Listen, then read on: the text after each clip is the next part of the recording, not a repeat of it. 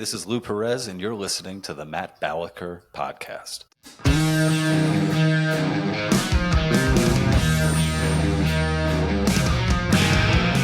Today's guest is a comedian, author, thought leader who won't insult your looks, weight, or mental health unless he's in an argument with you.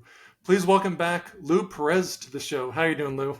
I'm doing well. Thank you, Matt, for making me a thought leader. I appreciate that. I need to elevate all our guests, but I think in your case, you are a thought leader because some people are thought followers, but you're one that you'll post something, it'll be reshared, people will change their lives. It fits, is what I'm saying. Thanks, man. I need to figure out a way to monetize that. Especially with all the life changing. It seems as though if any lives I'm changing, no one's getting more money. that they're like, you know what, I got to throw some more money Lou's way. You got to change it to some sort of health phenomenon. Yeah. Like if you can link it to vitamins or even like wellness, just something where like there's like a 90% margin and you can collect almost all of it. I think that's your key to monetary success. I think that's probably the way to go. I'm wondering, like, is there room for like a comedian who's trying to get healthy? Yeah, there must be a market out there, right? Hey, funny guy who's trying to, there's a lot of comedians who, are sober now, right? Mm-hmm. And I think people will like kind of follow them along and stuff. And I think that's really cool. But I wonder if anyone would be interested in like, here's a comedian trying to get 200 grams of protein a day and 50 grams of fiber and, keeping his saturated fat intake to 10% of his caloric intake. I don't know. Follow Lou's macros. Does he use supplements or is he all chicken breast? There's a lot to it. There's a lot I'm a very complicated guy. So with a big shiny forehead. Right now. Not so complicated that you weren't on tour with the great Scott Thompson. So I want to talk briefly about that. Like, what was the audition process like? How did you get that gig? I got that gig fortuitously. 5 years ago, we were undergoing a thing called the COVID. I think you're allowed to say that now, right? We could say that without being dropped or... YouTube just announced yesterday that divergent opinions are allowed 5 years after the fact on COVID. Fantastic. So all these takes are going to be really fresh. You've been saving up for 5 years. I've been a fan of Scott Thompson and the Kids in the Hall forever. And by way of Scott Thompson, the Larry Sanders Show, and so much of the work that he's done. And I had started following him on Twitter at the time. And at one point, he started following me back, which I thought was a really cool thing. I think the tweet that did it, somebody had commented about like Donald Trump and Vladimir Putin having sex, and I wrote something like, "That's the kind of foreign policy I can get behind." And I think that moved Scott to be like, "Hey, I think I could follow this guy. We could work together." Yeah. So in that time, in March of 2020, my first son was born, and I posted this thread about like the experience, and Scott reached out and said how happy he was for me, and that it was so great to see so much, to see something positive in a world that had gone so negative. And Scott remembers from Canada, so when it came to the response to COVID. Canada in particular was like, they really locked down. They really went all out and, rather authoritarian, so they were dealing with a lot more stuff, I think, up north than we were, at least I was in New York City. So from there, we, were, communicating when I lost my job at We the Internet, which was a comedy channel that I was the head writer and producer and face of for a while on YouTube. Scott was there to talk to and offer me advice, and that was really great. And we've just been friends. And when he had told me he was going on this tour, where it's a one-man show with his character Buddy Cole. It's called The Last Glory Hole for anybody out there. And I said to him, I said, hey, well, if you need an opener, I know a guy. And and he took me up on that on that offer, and uh, it was the first time we had ever worked together. He hadn't even seen like my act, but he was so, I guess he liked so much of my work that he was like, oh, it can't be that bad. Well, So that's what happened. I did I think it was like 20 cities with Scott as his opener. wow. Often I got to drive. We got to spend a lot of time together, and it was really an incredible experience. It's probably one of those things where I'm going to need more time to look back on, because Mm. it's sort of like, how many people can say that not only did they, tour with one of their comedy heroes, but they also like shared a hotel room, and like, and one of the worst things was, talking about me being trying to be a health conscious comedian. I brought a lot of protein bars and protein powders on the road with me, which means that I had some of the most horrendous farts imaginable. So if you want to know how kind and forgiving Scott Thompson is, he is a saint, because he put up with so many of his opener is farting and stinking up the room, hotboxing the car. And I know hotboxing is a different connotation, but yeah, so kind, and just like one of the funniest human beings. And yeah, so Yeah, I mean, if there's ever a comedy Hall of Fame, he's the first ballot. I mean, when it comes to sketch, stand up, tweets, kind of you name the modality, and he's going to be canonized. He's going to be a saint for putting up with your farts. yeah, He's going to be the yeah. first gay saint, as far as I know, the first And openly gay. and he's one of so Scott turned 66 on the tour, and he's one of these guys who, when when he hits the stage, you don't think he's 66. Mm-hmm. He's just, I mean, he gives it all. He's just yeah, he's really just like someone to watch. And I'm like, man, if I could, emulate him, with the energy that he brings, and constantly rewriting and constantly trying new stuff and riffing and his crowd work and everything. Yeah, it was a great experience. And like I said, I'll probably need some more time to actually be able to completely evaluate just how important that was for me and my career, and also as a fan of comedy. Well, congrats on that. And I want to transition very clumsily to a less funny topic. In anticipation of having Lou on the program, I sent out a post and it said, Latinx influencer Lou Perez and I will have a podcast collaboration.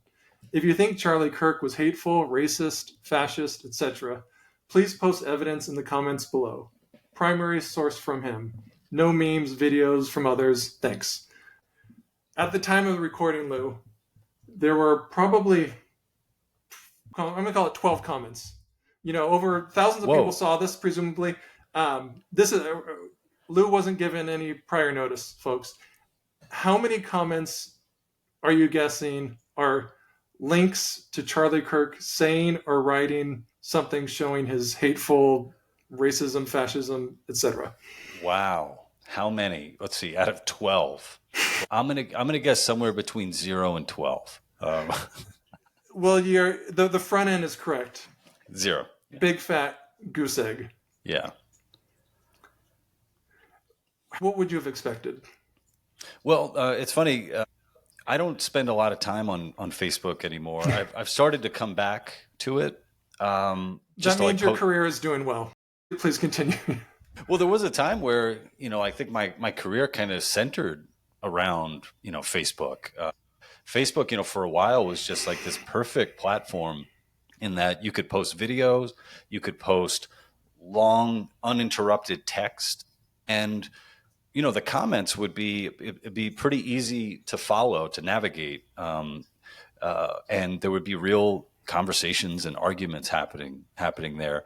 And then I think a lot of like the conversations kind of moved to Twitter and X, and but yeah, I still go back here and there. And one of the things that I found is when I go back and I post something, and stuff that I post can be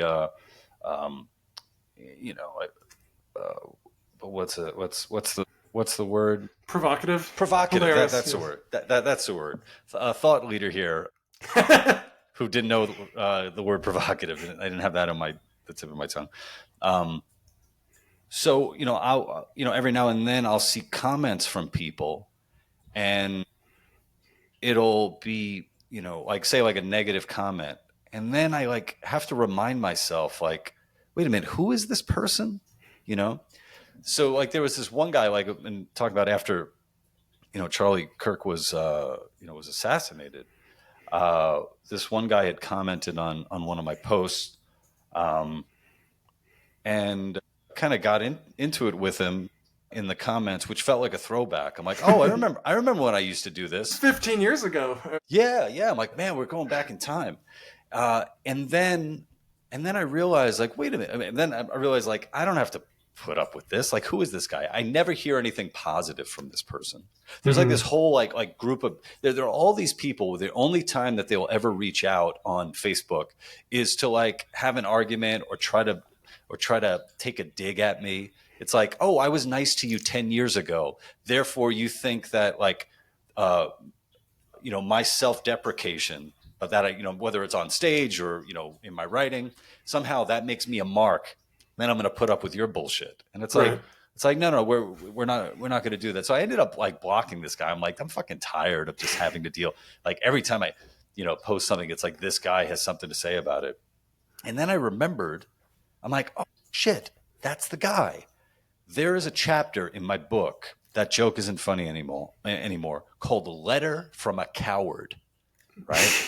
And just to give you a summary of what Letter from a Coward is, there was a guy who reached out to me on Facebook and said that he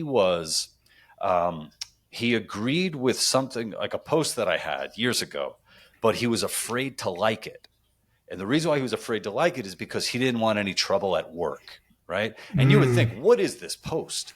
And it was me posting something about, there was that meme that went around a while back where Bernie Sanders in his coat with his mittens. And it was like a really fun meme that was going around. And this guy was such a coward. This is a grown man, much older than I am.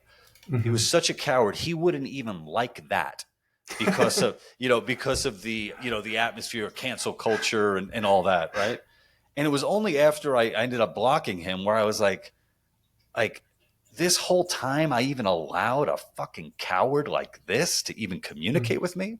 It's like, look, if you don't have the balls to, to even like something as benign and inoffensive as like, here's an article saying, yeah, Bernie Sanders is not a white supremacist, right? Because he wore mittens. Like what? Then I don't need to have conversations with you. And what I prefer, the kind of relationships that I want to have, especially if it's like people that I've known in the past. I love when people who I went to high school with will say like, "Hey Lou, I saw you on Gutfeld. That's awesome, man." Or, "Hey Lou, you just came up in my Remember When, or whatever the hell they call it on Facebook, and I hope you're doing well, man." Like, that's when I reach out to people like, "Hey man, I haven't, I just thought about you. I hope things are going well." Not this like, I don't know, not like this opportunity to come into my life and like, and try to, jab me and then go back and slink back into whatever hole you're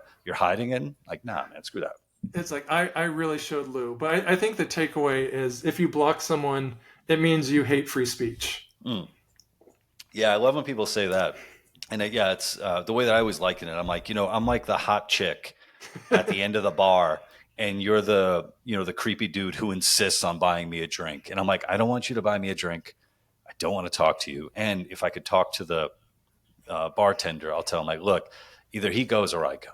So yeah. He knows his self-worth, folks. Thank you. And it took me a while to get here, ladies. It took me a while to get here. But he's here, and we're all grateful for it.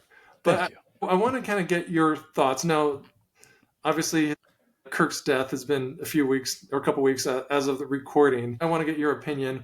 Was this knee-jerk, reflexive, I'm going to send you a meme, or I'm going to try to like take something that someone told me he said, but probably didn't, and immediately discredit him. Like I didn't follow Charlie Kirk on Twitter. I did try to debate him a couple times.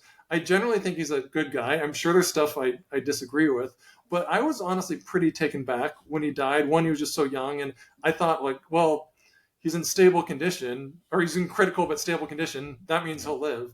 I was pretty bothered. Then when I saw these comments, and the sad part is some of the people I know really well. Like I can't just dismiss it as trolls. I was like, I'm related to you. You know, in some cases, like what the hell. Kind of, what were your thoughts then? I guess to some of the reactions, your own reaction, and how have they changed now? Yeah, I think overall, like one of the things I didn't realize how, I guess, I don't know if I could say important, but how, I guess, powerful of a presence Charlie Kirk was. I didn't realize that for myself, like like most people, I'd watched clips and, his, debating people, but this one it just felt really powerful, especially, you know, being able to see the light extinguished before us, And I think what really, troubled me was the glee that so many people had to his murder. That just felt so alien to me. And then the sort of justifications, like the idea. Like I was watching a clip today there's like a college professor talking about the murder of Charlie Kirk and the impact that had. And so many of the students he was talking to were bringing up, well, I didn't think that he argued in good faith. Or I don't think he really was out to change his own mind. Or I really don't think he was out to change minds. I think he was just there to dunk on people, et cetera, et cetera. And it's like, okay, so, but based on your formula, then it's okay to shoot him, or murder him, right? Or people, spending a lot of time talking about using this as an argument for gun control, right? As opposed to, well, there's a bigger thing here, right? It's the idea that you disagree with this man's opinions, therefore you think it's okay to murder him, right? So whether or not that murder is happening with a gun, which, I guess in this case is a hunting rifle that, there aren't many, talk about like restrictions on that, so I think this is one of those examples that showed me a lot of ugliness that exists out there. And I thought I had kind of gotten rid of like ugly people in my life. And this was one of those examples where it was sort of like, wow, like there are people out there who think that it's okay to murder you in front of your wife and children, and will find some way to justify it afterward. And I think that was something that I don't even know if that was scary, but something that was just so like it kind of really took the wind out of me. That's a good phrase, like taking the wind out of you. And I was thinking about that, like to a large group of people, and I'm not even talking about like fringe psychopaths. They'll take an attitude like I'll punch Nazis. I'll kill Nazis if need be, and anyone who disagrees with me is a Nazi. Yeah. So they feel very justifiable in their actions. I'm not saying these people are murderers. I'm just saying like the lack of empathy and the sort of creepy, bizarre indifference. I mean, they're definitely, and they've been covered ad nauseum. Like there's the TikTok almost celebrities now who are basically dancing on Kirk's grave. Yeah. They're rest in piss, ha ha ha, he was this. And like, that bothers me almost less than people who are like, it's like, I'm not saying it's a good thing, but he was evil. Or, he did have these hateful thoughts. It's like, one, he didn't, but two, if he did, where does that go? Like, are you actually allowed to like pull out a gun and shoot him, or are you just allowed to punch him in the face? Like, where is your violence not justified? Yeah, and something that I started doing is I started like tallying up like all the opinions that I have that I share with Charlie Kirk. Mm-hmm. And it's like, wait a minute. Okay, is this one, is homicide justifiable because I believe these things? Like what are the beliefs that I'm allowed to hold and talk about publicly that I don't have to worry about someone thinking that I should be killed over it.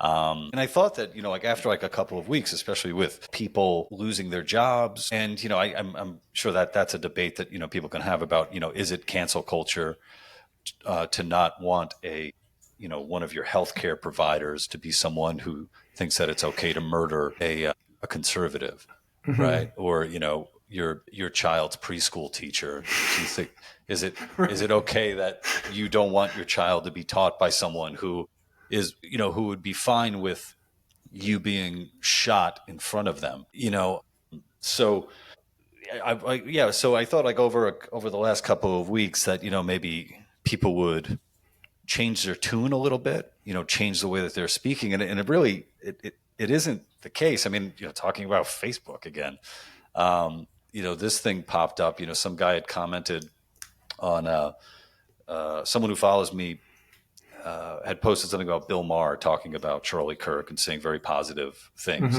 about Charlie Kirk. And then below that, this guy, and I only read the, like the first sentence, this guy wrote, except Kirk was making the Hitler Youth play.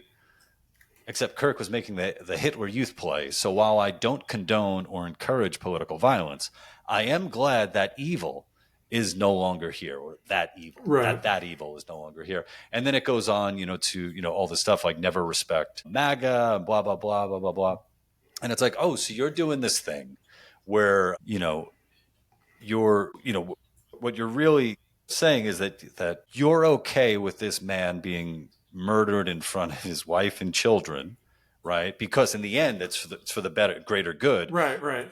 But the kind of political violence you're against is the kind that would be targeting you, and it's such I think, pretty disgusting, evil, what have you. And what I find really interesting is that people are posting stuff like that under their real names with photos of themselves and their family. I saw this guy's wedding photos, and the location where he lives. Oh, that's not that big of a city. And here's your name and all that. And, probably not the smartest thing to do if you truly believe that this guy was the leader of, the American 2025 Hitler Youth, right? Yeah. Like, so I don't know. Yeah, I don't know what that's about. I can't really. There's a point where I can't really empathize or sympathize with people, because I just feel like in order to be able to fully do that, I'd have to be insane or psychopathic in one way myself, and I don't want to get there. No, it's not good for your macros. It's not good for your blood pressure. your abs will suffer if you're that insane.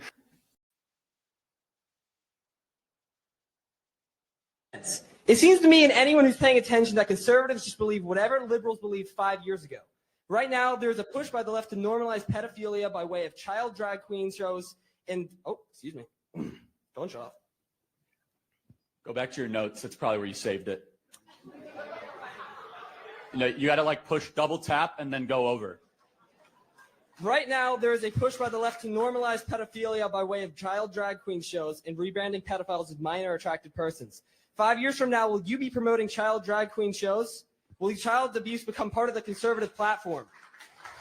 Boy, that's a slippery slope fallacy if I've ever seen one. First of all, I've never invited a drag queen to come to any Turning Point USA event. I was at Politicon, and an individual by the name of Lady MAGA came up, and I took a picture, and she walked away. Secondly, let me ask you a question. Are you a Trump supporter? Yes, sir. So are you a proud Trump supporter? Of course. So are you sickened that he had a gay man speak at his convention? Yes. Then you're not a Trump supporter, my friend. Thank you very much. Let me ask you another question. Should he return the money of Peter Thiel, an openly gay man who supports his campaign? No, if it helps him strategically, okay. Sure, he can. Should he stop talking to Tammy Bruce, who's an open lesbian that's a Fox News contributor? If it's affecting his ideas, then probably, yeah. Okay, so how Nazi-ish was that in your opinion, Lou? I mean, my goodness. I have to say, I don't necessarily think that's probably the strongest clip from like an argument, like argumentative standpoint. I think it does show that he's not the, anti-gay, homophobe, transphobe, or whatever that people made him out to be, which I think is good to show. But I wonder, like, from as far as like arguments go, because I think a lot of people could say like, well, Trump is the the less of two evils on that topic. Therefore, I'm gonna vote for him. So I don't, if we were pulling it apart, I guess from like logistic reasons, maybe it doesn't hold up, but I think it does hold up when it shows like, oh, anytime that someone calls him a homophobe, you could, show him that, or you could show him, who was it? Was it Rob Smith? I think was part of Turning Point USA, who's the black gay conservative. And I know when they were going on tour, they were often during like the Q&A, like Groypers would like take to the mic. And I'm not sure if that kid was a Groyper, but they would take to the mic and kind of read this like pre-written script. Yeah.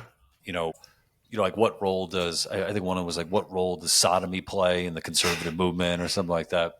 Which, I think, hey, I don't think any question is really, off the table. But I think according to, Rob Smith and, and others like, Charlie, stood by him and whatnot. So, yeah, yeah, I think, yeah, I mean, when people are sharing this stuff where, like he's racist and et cetera, it still comes down to, it's like, so you're saying it's okay to kill him because of that, or even, going back to, the issue of like, people bringing up gun control, et cetera. It's like, look, I own firearms. Is the idea that because I own a firearm to defend myself, that somehow it's okay if somebody uses a firearm to kill me?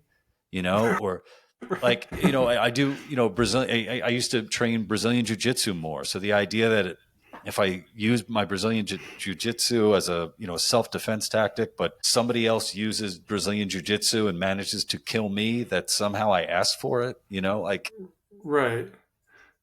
Yeah, I want to touch on that because I think you had a post, and that was another theme after his death. Like, isn't it ironic that Mr. Second Amendment himself, Charlie Kirk, gets killed by a gun? Isn't it ironic? Yeah. What say you, Lou? Well, I mean, if you want to snipe somebody, right? I'm sure you got to use a gun, right? Or I guess there's a crossbow or something like that, that you could use. And yeah, I think that one in particular, yeah, that argument comes from, I remember someone sharing the headline, like basically saying like, Charlie Kirk says some deaths are worth it, and it's taken, from a, much longer statement that he had made. I don't know if it's at an event or written or whatever, but basically saying like, look, there are trade-offs in life, right? If you take something like cars, for example, the fact that we have cars means that there will be people who die via car, and, when we start adding things up, we start to we say like, okay, is the risk worth the reward of having cars? And for most of us, we say like, yeah, it's worth it. It's a similar thing when it comes to, to firearms, we do have a lot of firearms in the country. We do have a lot of deaths from firearms. I don't think it's I don't think it's crazy when, people who are like anti-gun people point out, yeah, if we didn't have the guns, we wouldn't have gun deaths. It's like, yeah, I think you can make a really good point there. But we do have the guns. And, and when we're talking about, what is the trade-off there, we have how many, was it, up close to like 20,000, suicides via guns. That's terrible. Right. And then we have the homicide rate of guns. But then, we have this very weird exceptional thing about the United States in that, our gun culture is very much, there because as a, the last resort against tyranny, and other, countries don't believe that. They're not founded on, on that idea. That's who that's who we're dealing with. Right. And also something that people don't think about too. And I think, was it John Lott who talks about it, quite a bit, is, how many times have firearms been used to, to thwart an attack, to thwart murder, to stop a crime process. And, I've heard numbers as high as like 500,000, maybe more. Right. So it's all this stuff that needs to be, that needs to be taken into account. The reality is like, the reality is this is the kind of conversation that Charlie Kirk would want to be having with somebody, and it's it's unfortunate that he was taken out of the world so early at 31 years old. So yeah, and not only is the timing just pretty disgusting when someone's bringing that up like minutes after he was pronounced dead, but also it's like, how is that some own? It's like, if you have an understanding that we have, I'll argue, too many guns. Okay, that's a whole separate thing. Yeah. How can you get rid of them? And then if you do that, there's going to be some trade-offs, and understanding that like there will be some used to commit murders and crimes. That doesn't mean you're in any way, shape, or form endorsing those. It's kind of like there are people who are very anti-drug. You go to the most maximum security prison in the world, not just in America, you're going to find some drugs. It means our enforcement is not 100% effective. That's not any sort of like, oh, I got you. I mean, there might be other things you can get them on. That's not a very good one. Yeah. I know we're roughly the same age. You're better looking and younger, but you graduated college around what year, Lou? You don't have to tell me. 2004. I'm 43. Okay, I'm a bit older, but in anticipation of you coming on, I did some research. From 1984 till now, what would you categorize the political party shift of professors in American colleges? The shift. Like, well, if you could kind of speculate on trends from roughly 40 years. Oh, I mean, I think definitely a leftward shift, I would say, and I might be cheating a little bit because I used to work for FIRE, Foundation for Individual Rights and Expression. So yeah, I think there's definitely been a leftward shift. Although I think an argument could be made that the universities were kind of always kind of a hub of the left in to a certain degree, and it's only just gotten more batty over the years.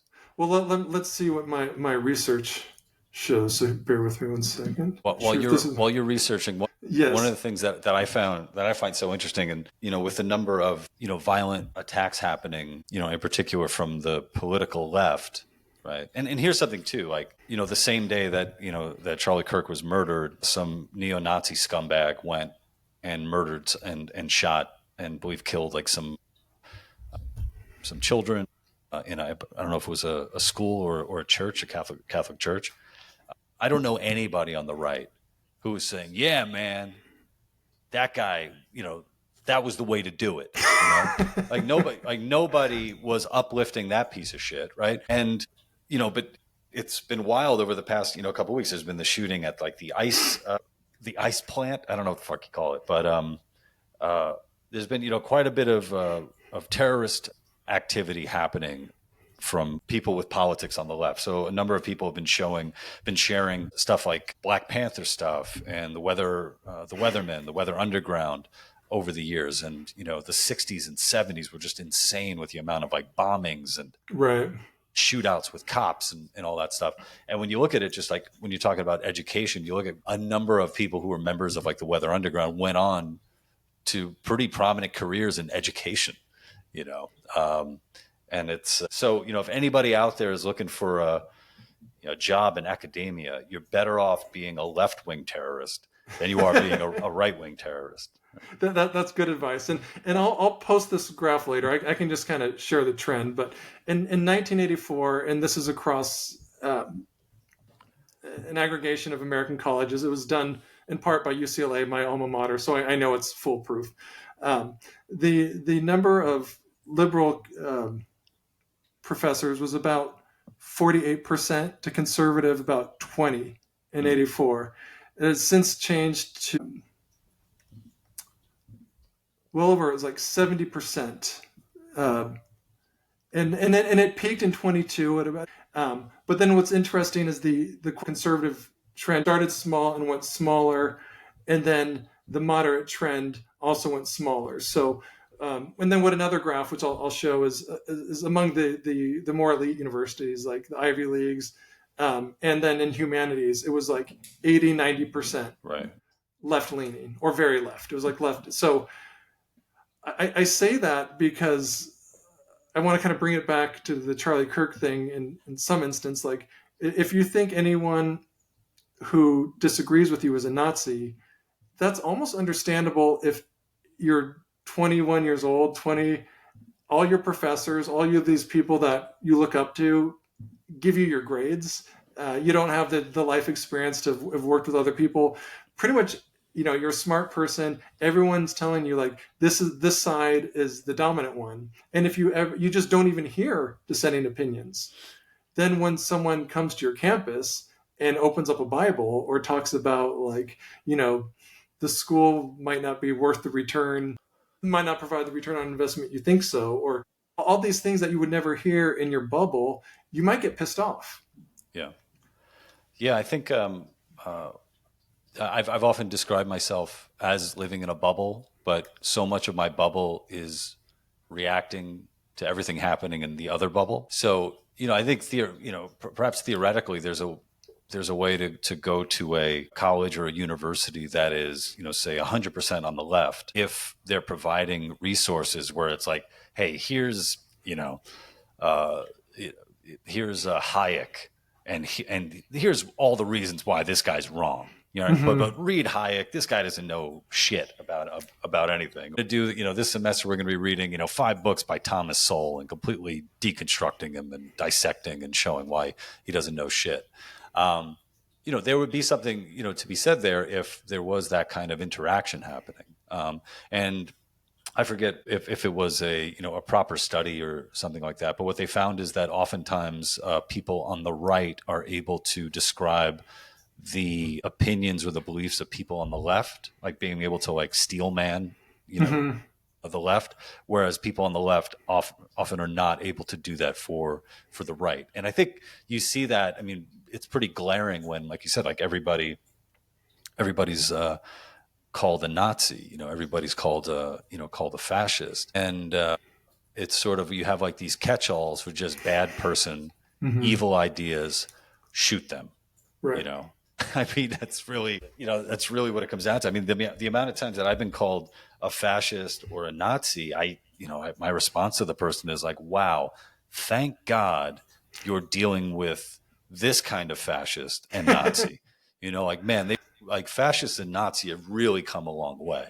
Yeah, or we've gotten so progressive over the years. Or when you hear people are like, calling people who want school choice or to defund the Department of Education or completely get rid of government schooling, those people are being called a fascist. And it's like, oh yeah, because that's what fascists want. The fascists want a complete separation between the government, the state, and education, right? Man, that's friggin' amazing. That's the Javier Milei style of fascism. Yeah. Well, we're both parents, and different kids, though. I think so. We have different children. Sure that the kids are not the same, but I'll look into that. I'll admit, like, planning for college helped kind of give me direction. It was a target. I could justify studying more. It gave me an identity when I wasn't the amazing athlete I hoped I would be. And so I say that because I don't want to come off as anti-college. And with my own kids, I will probably encourage them to try to get into a quote unquote good school. But then also I wonder, like, am I sending the wrong message? Like, what do I want? What's best for them? What's best for kids? Like, and I honestly, I don't know. So, like, most of the things in this situation, I turn to Lou. What do you think? Well, yeah. Well, so I have a 5-year-old and a soon-to-be 4-year-old, and my God, you just look at all the changes that have happened over the past 5 years. I mean, I can't even imagine, like, in the next 13 years when my oldest is, of college-bearing age, whatever you call it. Who knows what college is going to look like. I think one thing that I think both my wife and I are going to be, pushing is, the idea that you want to be able to create value and be needed, right? Like that's really important. My wife and I are kind of both like artsy fartsy parents. I'm the comedian and writer, and she was a trained dancer, not a stripper, because my strippers make money. My wife was the kind of dancer that didn't make money. The kind that has an MFA. Yeah. But like I come from, like, my dad was a butcher, so kind of a more blue collar kind of upbringing. So when I think of things like the trades and stuff, I think like, oh, there's a viable avenue for a young man to go down. Like, there's absolutely nothing getting in the way of a young man becoming, like a licensed electrician, and then, being able to audit classes in, poetry if he wants, And I feel like, I of course it's like, trying to see what the future looks like. I know a person in particular who, she's very much kind of like against the woke stuff and calling out colleges for being so woke and left and all that. But yet both of her kids like went for like acting school. And it's like, I don't know why you would do that, but I think if you have the money, you could fuck around more. But I think another thing is like just not, there was one clip in particular that I saw of Charlie Kirk where, I mean, basically a guy was calling out the fact that Charlie Kirk didn't go to college as reason to sort of discredit anything that Charlie had to say. And as somebody who went to college, who went to grad school and got my MFA, I do not look down upon people who didn't go to college, because, I mean, to me, it's almost like, just because you went to college doesn't mean you know anything. And some of like my biggest heroes like didn't go to college. Like my dad didn't even graduate high school. He's one of my biggest heroes. And, so the idea that somehow you're going to purchase respect by going through, something, I think is bullshit. I think respect is something that's earned, So I think there's going to be a lot fewer. I think we're getting away from like people who went to college, kind of looking down on people who didn't, especially when, you have these kids who go into college and they're graduating with, hundreds of thousands of dollars of debt that they have no hope of ever paying off. It's like, hey man. Yeah. I mean, when you're trying to get a job from someone without a college degree, it's not the best time to flaunt your diploma. Right. Yeah. Well, on that note, it's always fun having you here. And I like to end our shows with a glimmer of hope. Oh. So, Lou, what are you most optimistic about right now? I'm most optimistic about getting my protein in, getting my fiber. I'm optimistic about what I can put in my mouth, actually. I'm like, yeah, it sounds ridiculous coming out of my mouth, but I'm optimistic about that. It's like, oh, in a world where I have like so little control over anything that's happening, here's one thing where I can have control. And actually, this is me stealing this from my friend Larry Sharp. Larry and I had talked about this, and there was a time in Larry's life when he didn't have much control over what was going on, and things were looking really bleak. And he looked around and was like, well, this is one thing that I can control. I can control what I eat when I put it. So I'm hoping that if I can continue to control my intake of fiber, protein, the macros and all that, that somehow I could, it'll help me handle even the stuff that I can't control in life and make me better prepared for it. So I'm putting that out there. Nice. So nutrients first, the world's problems second. Yeah. Instead of America first, nutrients first. I can get behind nutrients first. Well, where can people learn more about you, what you're up to? They might want to bring you on their next tour. Where can we funnel these folks, Lou? Yeah. You could follow me, thelouperez.com, and I'm on social media at @thelouperez, and I'm on Substack as well. If you guys want to subscribe to the Lou Perez podcast and read some of my writing and whatnot, I am Lou Perez on Substack. Lou Perez, thank you so much for joining us. Really appreciate it. Thank you for listening to this episode of the Matt Balaker podcast. To learn more, please check out mattbalaker.com and encourage your friends to like, subscribe, and share. Really appreciate it.